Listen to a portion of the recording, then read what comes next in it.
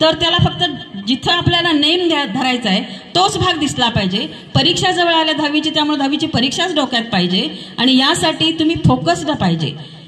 जाणवतं external appearance वरून you R confused, तुमच्या डोक्यामध्ये अनेक गोष्टी आहेत, पण भविष्यामध्ये जर तुम्हाला फुलांनी अंतरलेल्या गालीच्यावरती जायचं असेल, रेड कार्पेटवरती जायचं असेल तर आता काटे सहन करायला लागतात। काटे म्हणजेच अभ्यास जास्त। आणि मुलांनो, तुम्हाला घडवताना छिन्नी हातोड्याचा वापर ज्या शिक्षक जास्त करतात ते त्यातून कदाचित जास्त कोरीव मूर्ती तयार होते, जास्त चांगली मूर्ती घडते। आणि तुम्ही एक लक्षात ठेवा की 10वी पर्यंत जे शिक्षण आहे ते तुमचा पाया आहे आणि त्याच्यावरती अवलंबून पुढचं, जसं NNMS असेल, स्कॉलरशिप असेल, त्यामुळं तुमची CET नीट JEE असेल, तुम्ही स्पर्धा परीक्षा MPSC किंवा UPSC क्रॅक करू शकता, पण आता त्याचं बीज तुमच्या डोक्यात पाहिजे।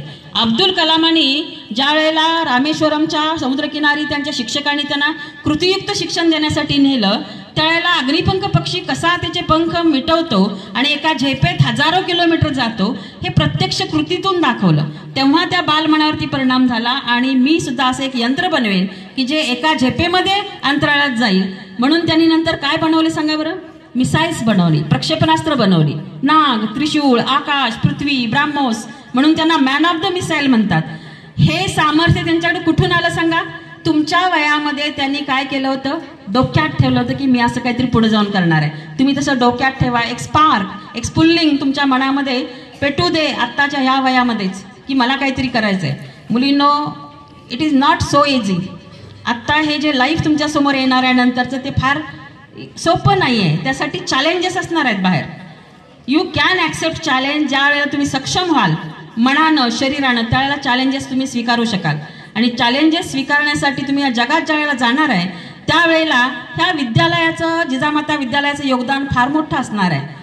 आपल्याला शिस्तीचं जे बाळकडू पाजलेलं आहे, या विद्यालयाच्या माजी मुख्याध्यापिका कुसुमताई नायकवडी, मुलींनी कसं राहायचं, दैनंदिन जीवनामध्ये स्वयंपाक येणं गरजेचं आहे, स्वावलंबी स्वतःची कपडे धुणं गरजेचं आहे, टीव्हीवरच्या अनावश्यक गोष्टी न बघता तुम्ही बातम्या बघा आणि अपडेट राहा, नॅशनल इंटरनॅशनल अफेअर्स तुम्हाला कळू देत की जेणेकरून आत्ताच्या ग्लोबल कॉम्पिटिशनमध्ये टिकाल।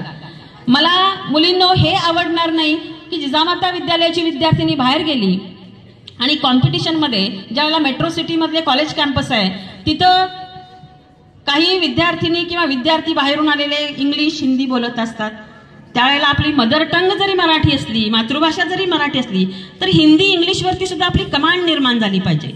आपण ग्रामीण भागातून आलो म्हणून काहीही कमी नाही। Don't under estimate the power of village girls.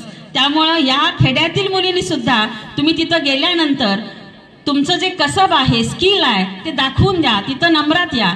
आणि ज्या वेळेला तुम्ही बाहेर जाल, आता मगाशी एक उदाहरण सांगितलं, आपल्या माळी सरांची पुतणी जी अमेरिकेला आहे, तिनं आपल्या शाळेसाठी, प्रयोगशाळेसाठी कृतज्ञता निधी दिला किंवा देणगी दिली, तसंच तुम्ही बाहेर गेल्यानंतर आपल्या विद्यालयाकडं परत एकदा वळून बघा, तुम्हाला कळेल की तुमचं जे बेसिक फाउंडेशन आहे ते कोणत्या विद्यालयामुळे तयार झालेलं आहे। त्यामुळं एक लक्षात घ्या मुलींनो, आपल्या या विद्यालयाची पार्श्वभूमी एक ऐतिहासिक पार्श्वभूमी आहे। क्रांतीच्या गावामध्ये तुमचा जन्म झालेला आहे।